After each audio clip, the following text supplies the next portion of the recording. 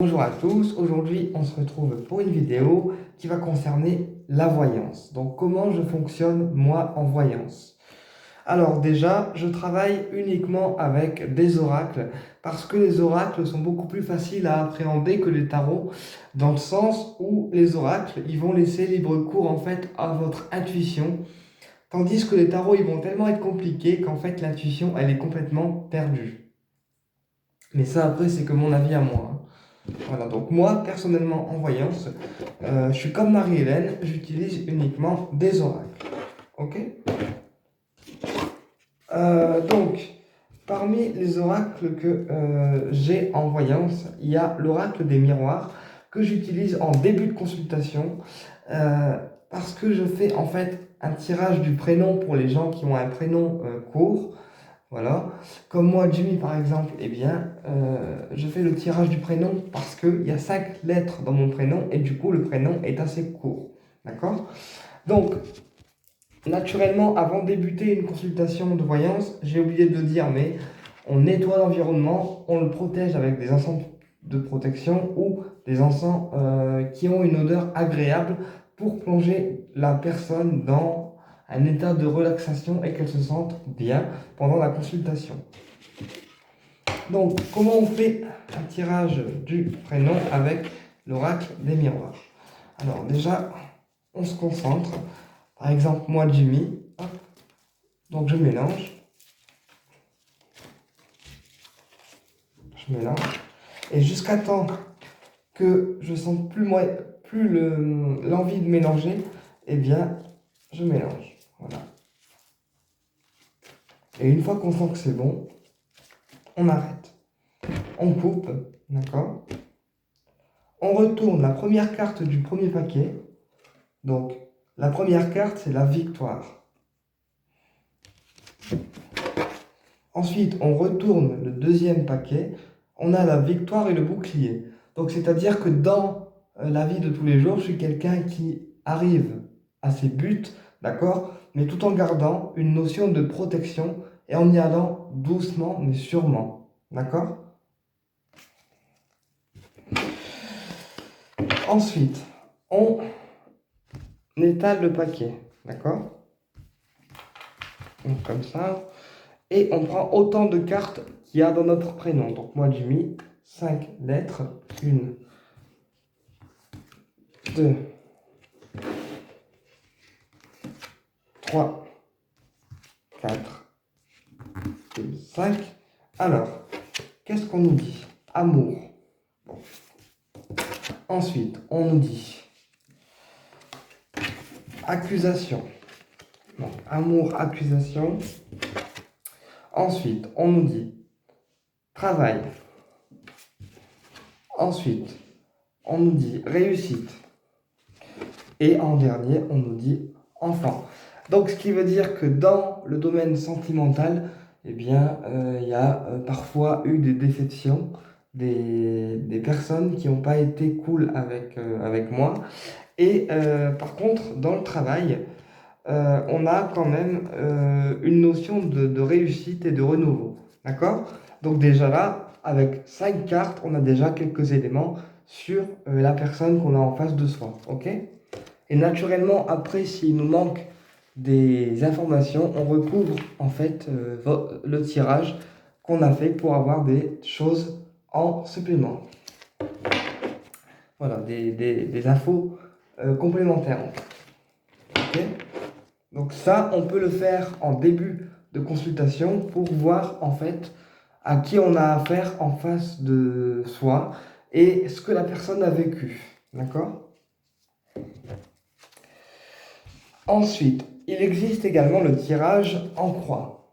Donc ça permet de répondre à une question assez rapidement. Par exemple, ma situation professionnelle va-t-elle évoluer? Alors, ma situation professionnelle va-t-elle évoluer?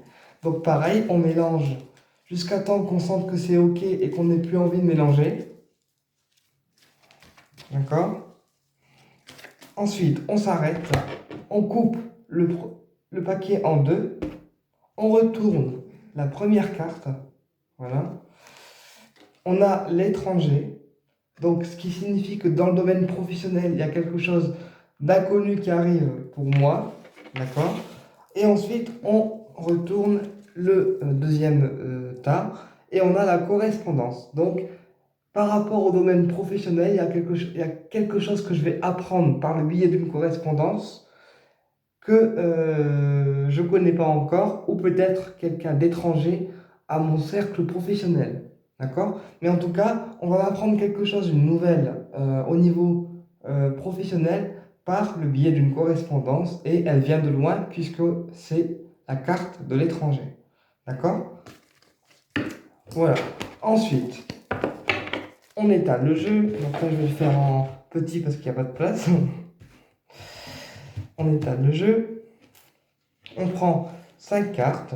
Donc, ma situation professionnelle va-t-elle évoluer? Donc, première carte, deuxième carte.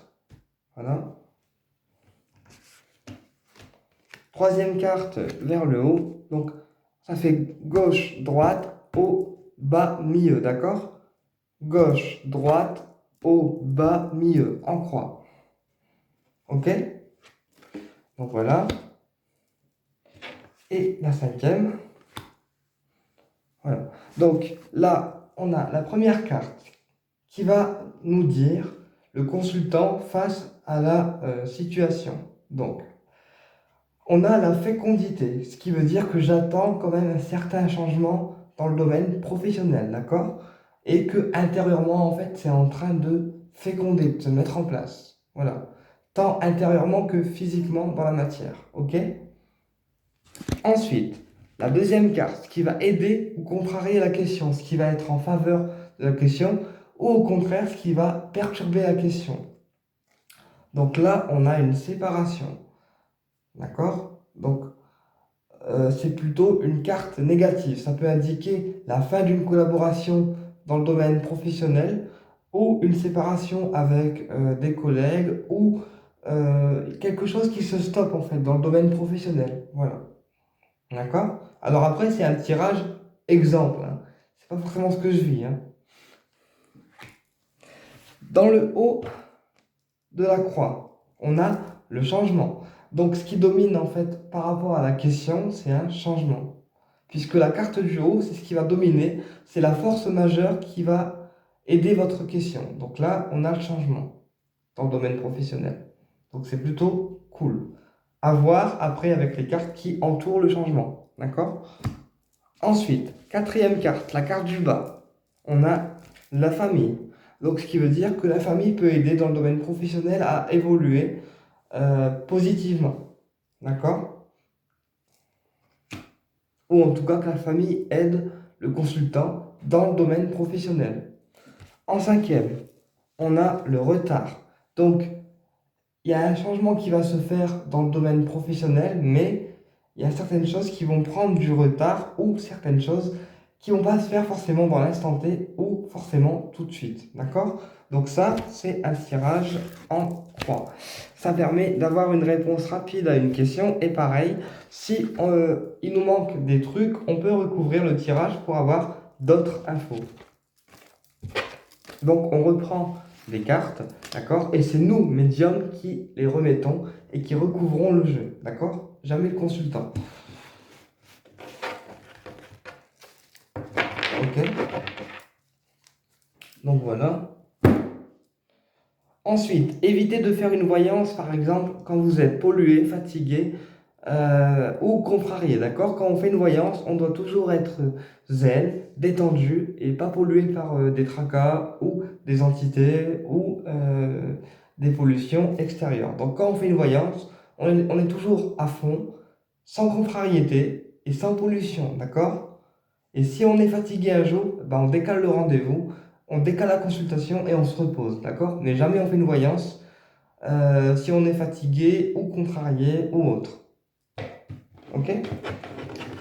Ensuite, j'aime bien prendre aussi alors, l'oracle de la triade qui se trouve ici à côté de moi. Oups.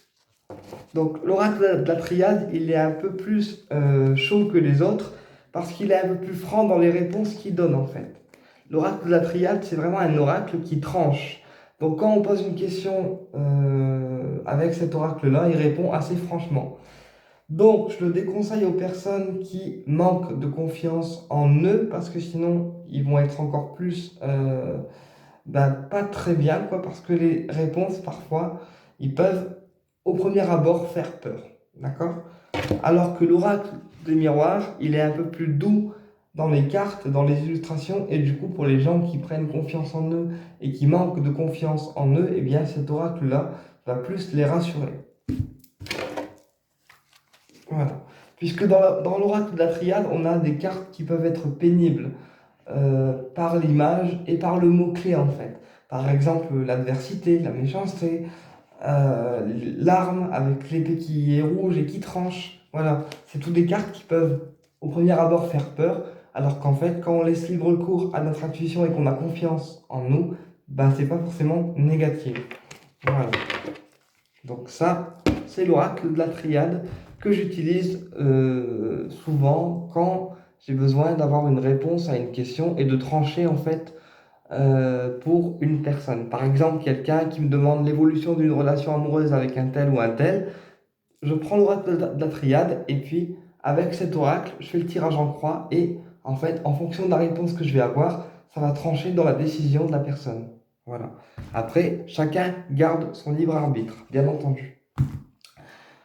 Ensuite, dans les oracles que j'utilise, il y a aussi l'oracle G, qui est assez simple à utiliser parce que en fait les dessins ils sont assez cool. Là on a par exemple l'épée ici qui représente la dispute et l'agressivité, d'accord? Donc à l'endroit petite méchanceté, à l'envers pardon, grande dispute, ok? Puisqu'il y a certains oracles qui se lisent à l'endroit et à l'envers. Ok. Ensuite, dans la symbolisme, on a également, par exemple, ici, l'inattendu, l'imprévu. D'accord? Voilà. Ici, les outils. Les outils, donc le travail. Ok? Ici, la route un petit peu cabossée, qui représente l'accident de voiture, enfin l'accident de la route, ou une difficulté ou autre, d'accord?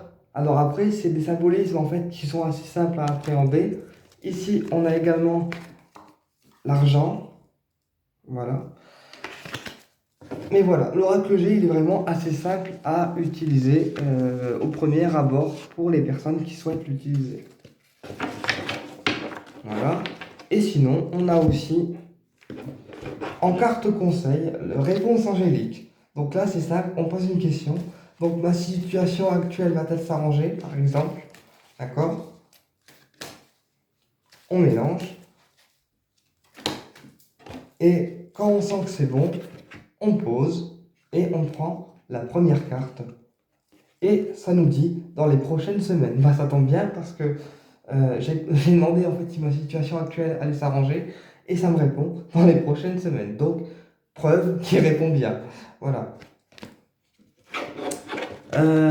Après, il arrive parfois que les prédictions que je fasse ne soient pas tout de suite parce que quand je prédis quelque chose, beaucoup de personnes paniquent à l'idée que ça n'arrive pas, alors que ça, c'est pas de mon ressort, c'est les guides qui décident quand est-ce que les prédictions arrivent. Parce que j'ai déjà eu des personnes qui me disent oui, mais tu m'as dit ça, mais ça n'arrive pas. Oui, mais c'est comme ça doit arriver dans un temps voulu et c'est pas moi qui décide. Donc voilà, ne paniquez pas si les prédictions des médiums ne se réalisent pas tout de suite. Il faut parfois laisser le temps à vos guides de mettre les choses en place avant que les prédictions se réalisent. Voilà, donc c'était un peu pour vous dire comment la voyance fonctionnait. J'espère que cette vidéo elle vous a plu, qu'elle vous a apporté des réponses et je vous dis à très bientôt pour une prochaine vidéo.